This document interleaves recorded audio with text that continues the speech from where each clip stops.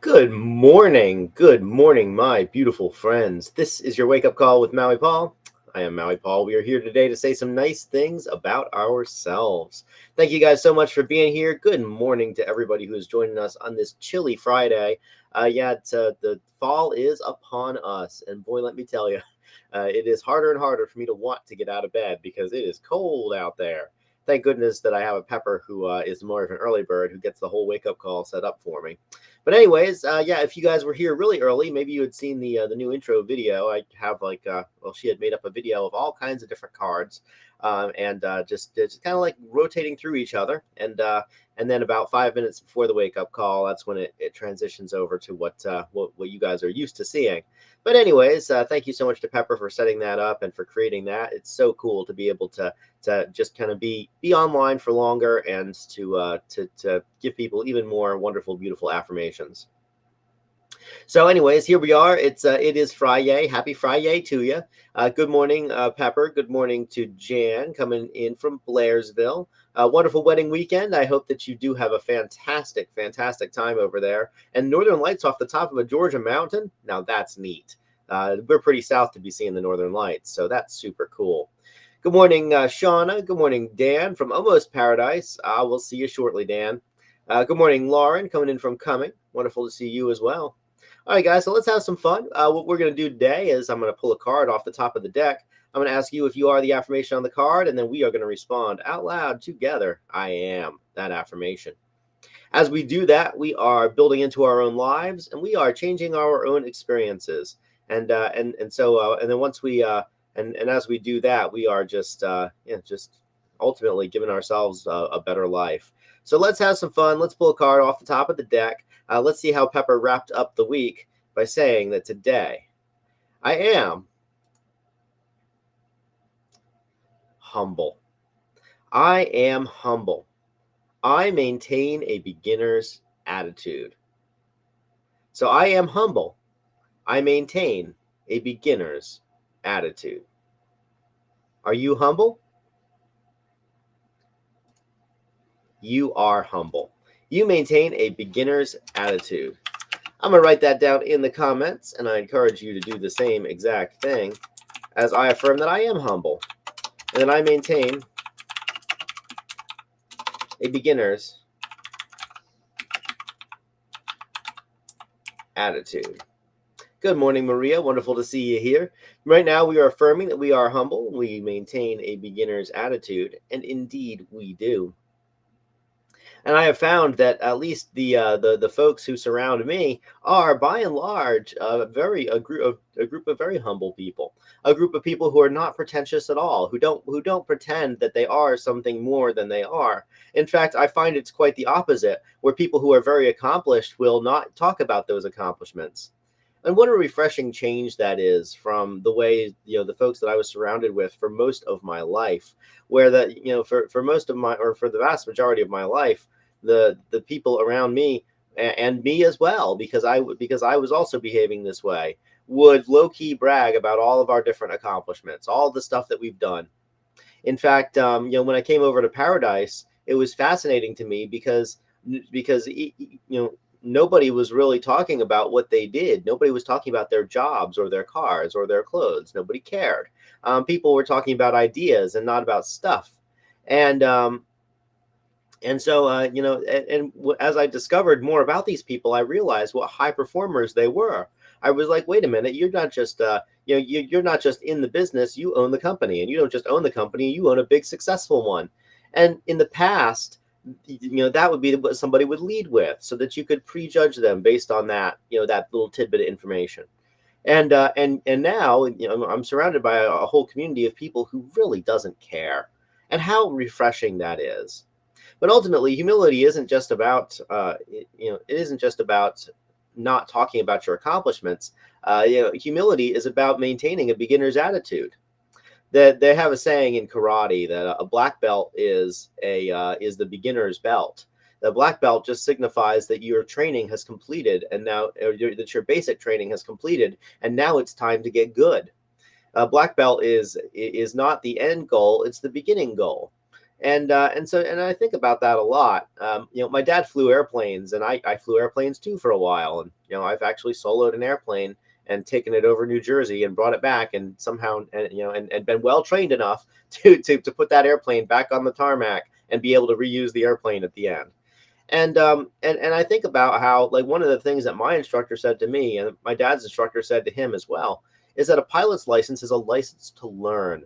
A pilot's license is really just a learning permit. It allows you to learn on your own, learning without an instructor. Because if you think about it, every time you go up in an airplane, you're taking your life in your own hands.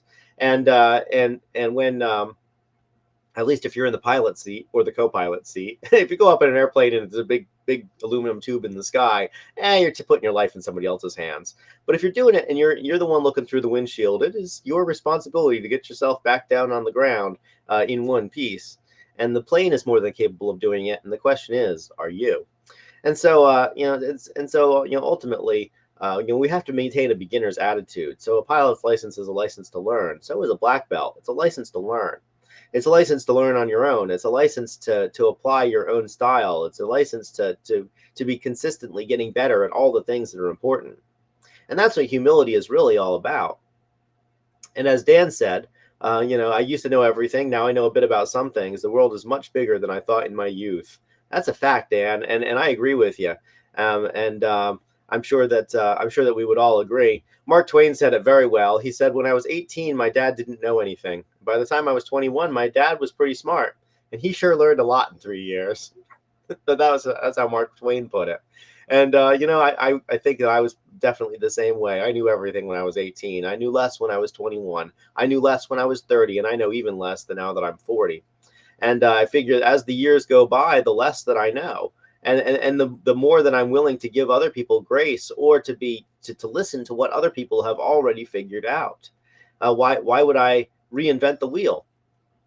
And for me, man, this is a real challenge for me, because I know that I know a lot of things. I also know that I don't know anything. And the challenge in my own head is to recognize when I know more than the person I'm talking to, and when I don't. And when I don't, to listen to them. And when I do, to let them talk and to respect their point of view, and to not correct them, or not to showcase whatever knowledge that I have that's more than what they have. And so, for me, that's the humility is very much a seesaw thing, at least in my own life, and it's a challenge. It's a challenge for me, and so I feel like that's the challenge of everybody who knows a lot about anything, is to realize that there are other people who know things that we don't know, even if they don't know as much as we do. There are people who know things that we don't know. Yeah, exactly. Wait till you're 70, you'll know it all. All right, Susan. I can't. I'll wait until I'm 70, and then I'll come back to you. At that point, you'll be what, 110, 120, something like that. You'll still be around. I know it. Everybody will be like, "Wow, that lady is that lady knows a lot." So, anyways, I guess no matter how much I know, Susan will probably know more than me. And how much, and no matter how much that I realize that I don't know anything, Susan will probably realize that she doesn't know anything, even to a greater extent than me. The blessing and curse of coming before.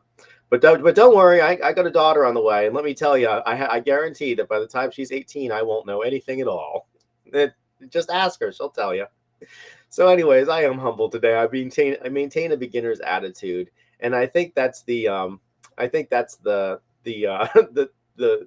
secret to life. There is to maintain that beginner's attitude. When we're beginning, we are willing to when we are beginning things, we are willing to talk to the people. We're willing to be very open because all the information is new. And when we get finished up with that, when we're no longer beginners, then we start to know things, and then people come after us, and then we teach them. But we have to understand that even the people who come after us have things to teach us, and we certainly have to understand that the people who came before us still have things to teach us. It's always a license to learn. It's a license to experiment. It's a license to play.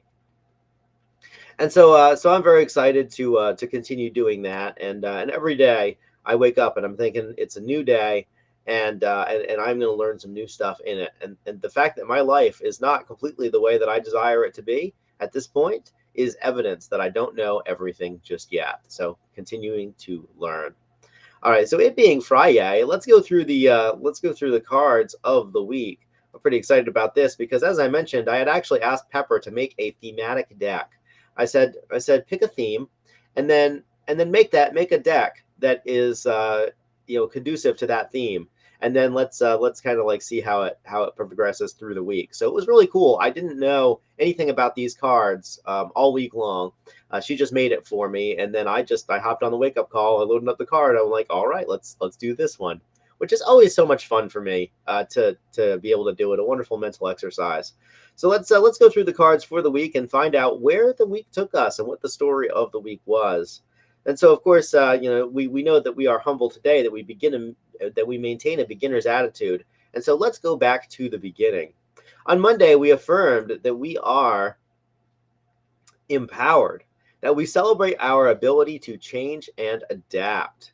And the picture that she showed for this is very obviously young and immature vanilla. So for those of you who don't know, vanilla is an orchid. Vanilla is not harvested the way that most crops are harvested. It's actually kind of difficult to cultivate vanilla, at least in large scales, which is one reason it's so expensive. But yeah, so we talked about how we are empowered, that we celebrate our ability to change and adapt, and we have that wonderful immature vanilla there as a picture. So the next card that we came up with was that we are encouraging, that our belief in others empowers ourselves. And looks like the vanilla is starting to turn into the orchid there. You can see it's got that nice green, but it's still got the floral structure. And so we are encouraging, and that our belief in others empowers ourselves. So how can we be encouraging except that we're empowered? How can we encourage others except that we are empowered in ourselves? It's in fact, half the way that I am encouraged by other people is just by them being empowered in themselves. By them choosing the path that's good for them, it encourages me. Of course, let's see here. So since we are encouraging, the next thing that looks like the next card that she selected was that we are empowering, that our influence uplifts and inspires. Oh, that's actually really cool. So we are empowered, which allows us to be encouraging, which then allows us to be empowering. So because we have power in ourselves, it allows us to give it to other people. Neat word choice there, Pepper. I like it. And then of course we have the full bloom of the vanilla blossom. So this is what the orchid looks like of the vanilla bean. This is what the vanilla bean looks like as it is as it is flowering. And so here it really is right there. What a beautiful, what a beautiful flower that is. And so the next day that we talked about how we are driven, that our core values motivate and inspire us. Yeah, Sean is wicked, or Pepper is wicked smart. We are driven, that our core values motivate and inspire us, and indeed they do. And when as they do, we are driven. We are we are compelled to continue doing the things that are good for us. And then we have that wonderful mature vanilla bean, and then we have the vanilla extract, and then behind it we have the remains of the rest of the vanilla plant. And so now the vanilla has actually turned into some wonderful vanilla extract over there. And so we are driven, our core values motivate and inspire us, which of course, will lead us to humility, because as we are driven by our core values, we are consistently exposed to new things. And what could possibly create humility more than being consistently exposed to new things, which leads to the final card, which looks really cool. It looks like it's got the vanilla and the cinnamon on there, and this looks to be like one of the ultimate permutations of vanilla right there. Star anise. Oh, it's a star anise and nutmeg. She's telling me. How does that have to do anything with vanilla? Well, because there's vanilla, cinnamon, star anise, and nutmeg, which is a very common and what would be considered a basic flavor combination, when in reality it's anything but. When you look at this, look at all the parts. Okay. It's anything but basic, and yet it's such a humble flavor profile. I love it when Pepper explains these cards. She should do the wake up call on this.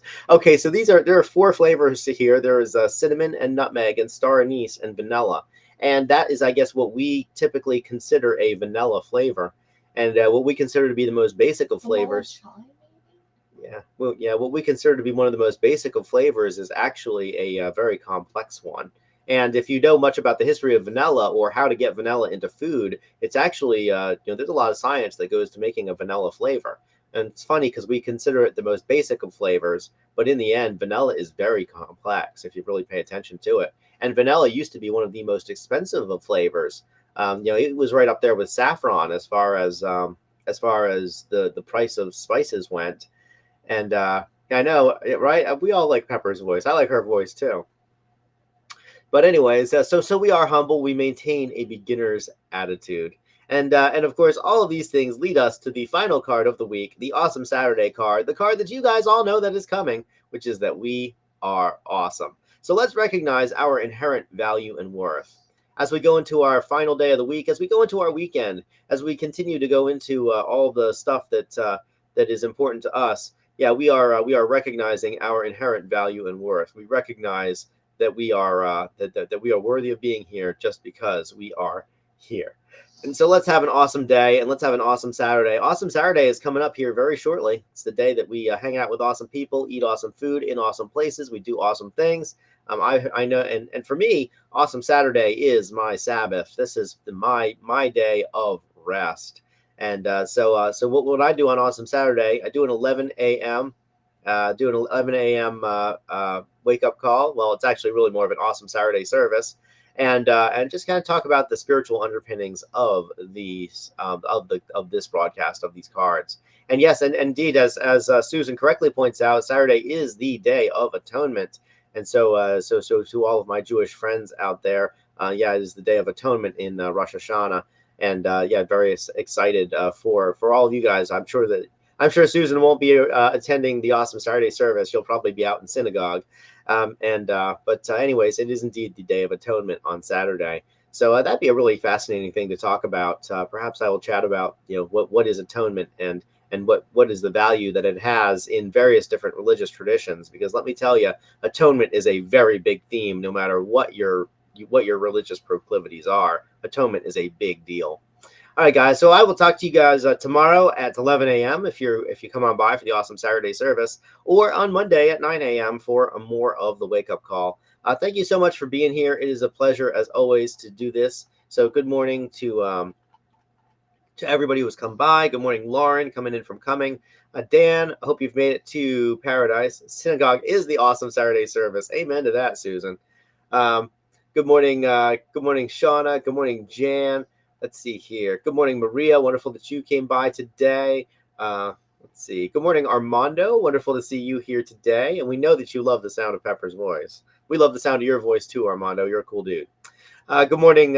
Let's see here. Good morning to Lane. Wonderful that you made it to the wake up call today, Lane.